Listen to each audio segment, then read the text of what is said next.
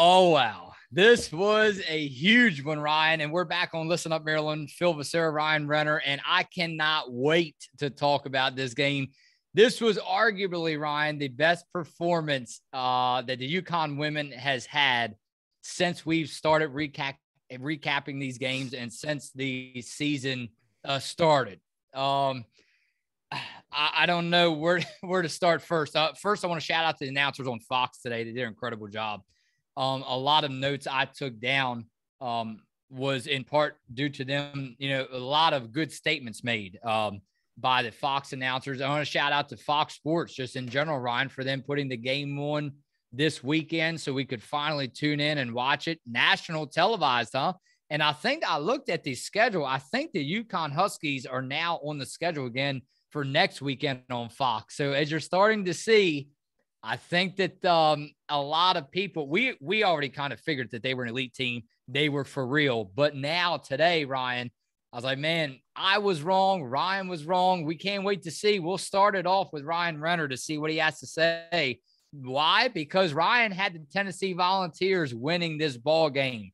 Ryan, it was the UConn Huskies, 75-56. I mean, they rolled Tennessee. And Azzi Fudd led with 25 points, big threes from way downtown. This was the best performance in her college career so far. So much to talk about, Ryan, as the Huskies move to 15-4. What do you have for me? Yeah, so much to talk about. I don't know where to start either. Yeah, I did pick Tennessee in this one, and it's really unfortunate for them because I've been high on this team since we started recording these episodes. They started ranked 15th, and they came in they're 19-4 now. They've lost 3 out of their last 4 games. And for UConn, a massive win. We can't even say how huge of a win this was to get. This was an upset over Tennessee. UConn's now 15-4, 6-game win streak. Huge for them. What a game from Azzi Fudd, like you mentioned, in her first career start. She scores 25 points, 7 3-pointers, 4 rebounds, 4 assists. Amazing game from her. And UConn, 12 threes and amazing. They shot amazing from the field again, shot amazing from downtown. And I think that's a huge part and why they were so dominant in this game was because of their great shooting once again. So I want to also comment. Let's shout out to Aaliyah Edwards for UConn. She scored 14 today, Ryan. But I didn't get her. I apologize. I didn't get the announcer, the female announcer for Fox Sports that was announcing on the call today. She made an excellent statement. I think Leah Edwards got back from what was like 2 or 3 years ago, I think, from the Olympics. And they had mentioned that she just did not seem the same. But this is big for UConn because today Aaliyah Edwards stepped up, proved big for Gino and company. And I think that that's huge for this team to move forward, especially when you talk about Paige Beckers was out today. And mind you, for UConn fans watching this, I know they're so pumped up. It got to be tonight in Connecticut after this victory. This will do major damage in a good way to the rankings tomorrow, and we'll get into that in just a second. As the new rankings come out each Monday. But talk about how big it was for Aaliyah Edwards. You didn't get to watch the game. I'm not sure if you did or not, but she seem so calm, full of energy. She knew 2 assists, 7 rebounds. She played 37 minutes in this game today. It was just more or less, it was like a different Aaliyah Edwards than we've seen since she got back from the Olympics. I think that's really big for UConn, Ryan, because again, today with Ducharme out and Paige Beckers, there was kind of major concern because Ducharme was leading. What was she averaging? Like 16, don't hold me to it. I think 16 points a game since Paige Beckers has been out. And since Beckers was sidelined, Ducharme was the leading scorer, averaging for this UConn team. But now, right, all of a sudden, it's like, okay, Ducharme is out, Paige Beckers out. What can this team do? And yes, South Carolina, I'm talking to you on this one. Ryan, you might roll your eyes at me, but I'm sorry. I know it seems like I go from one extreme to the other every week. South Carolina, number 1 South Carolina, I am talking to you on this message. What can UConn do when they're fully healthy? Yeah, I mean, who knows, right? Because they haven't played many games when they've been fully healthy. But yeah, I'm disappointed that I was unable to watch this game. But yeah, Aliyah Edwards, huge from her. I've been talking about in the past when we've been recapping these games that Aliyah Mhm. Edwards seems to be in that sophomore slump. And like you said, I'm glad she played with a lot of energy today. That's great news to hear.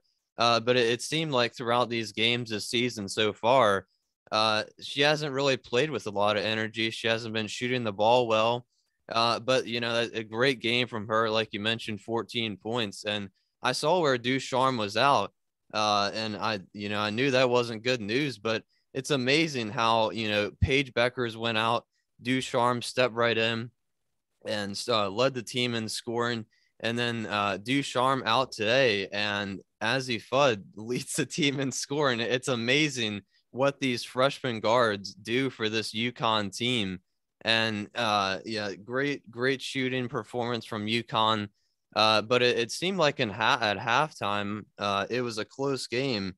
And then I saw UConn outscore Tennessee 23-11 in the third quarter. So it seemed like UConn really took control coming out of the locker room. Well, actually, it's funny because anytime you make an ESPN headline, shout out to Katie Burns for ESPNW.com, writing this for just about an hour ago, 2 hours ago.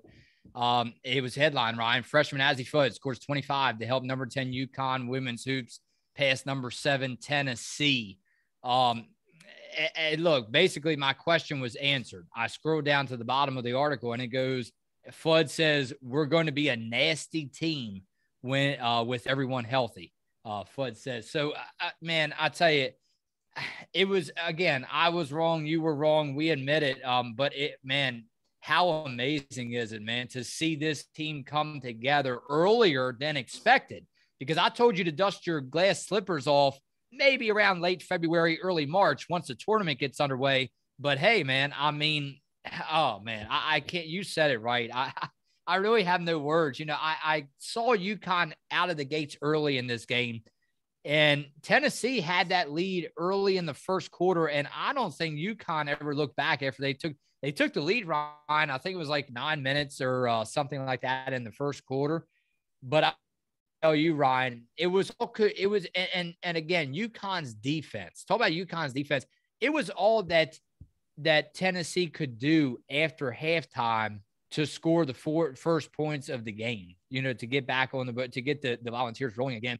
That was main part of that man-to-man defense and the Huskies. Give credit to the Huskies defense, coming up with the rebounds, getting the boards off the glass, right? So again, I think that it's very important. Tennessee scored 20 in the fourth. I don't want to say UConn let up any, but yeah, especially with, I think it was a 7-0 run, Ryan. UConn went on a 7-0 run right after halftime, I believe, and they never looked back. And a large part was that due to Azzi Fudd getting hot behind the 3-point line, especially in the second half. Let's go over the box score, the scoring card, the box score, and then we'll go over what you think the rankings will look like tomorrow when they get unveiled. Hey, I mean, Tennessee Volunteers dropped to 19-4 again. I said it. Connecticut 15-4. Aaliyah Edwards had 14 points. Azzi Fudd led the way with 25. I want to talk a little bit about Avina Westbrook. She's a huge part in this offense. She had 14, Ryan. Dorka Juhas also stepped up in the first half, and she had her rebounds. Again, she had 4 of them, but Dorka Juhas' rebounds all of them were important because I think on one of them, they set up Fudd for one of the first 3-pointers of the game, if I'm not mistaken. I had to look at the highlights again. When you talk about, though, this, I wanted to ask you this. When you talk about this offense, how it's starting to shape up right now, and please don't look at me the wrong way. I'm not saying that it's going to hurt in any way with Paige Beckers and Ducharme coming back eventually. But what I'm trying to tell you is, or ask you rather, does it present a bigger issue if you're head coach Gino in this situation? And what I'm talking about when you talk about players getting into foul trouble, when you talk about how long to leave your players out on the floor. Because again, the analyst for Fox Sports today, she said it right. She's like, man, I'm not too sure if there's a better team in college basketball that knows how to get every player on the roster involved. I've been telling you that all season, Ryan. When you go look at the scorecard, it's just not one player that stands out. I mean, a Right. lot of different players are presenting themselves with the opportunities that Gino is giving them and scoring baskets, right? So what I'm trying to ask you is, Ryan, again, I don't want to say it's going to hurt the team, but does it pose present a threat? You know, more or less a threat, like oh my gosh, like what do I do now? I'm getting even more and more players that are heating up, and you know, it does. How do you how do you balance the attack? Does it depend on what players are on the opposing roster? Does it depend on what teams you're going to face in the tournament, especially in March? Right. Yeah. Yeah, if you're head coach Gino, like what do you do? Because it seems like that it's starting to round up quicker than what we thought. Yeah, and give a lot of that credit to Gino because he knows what he's doing, right? He's created a dynasty here in UConn. But yeah, I mean, we talked about how much depth that the UConn always has getting all these great players. But Paige Beckers, I'm sure she'll get she'll start her first game back.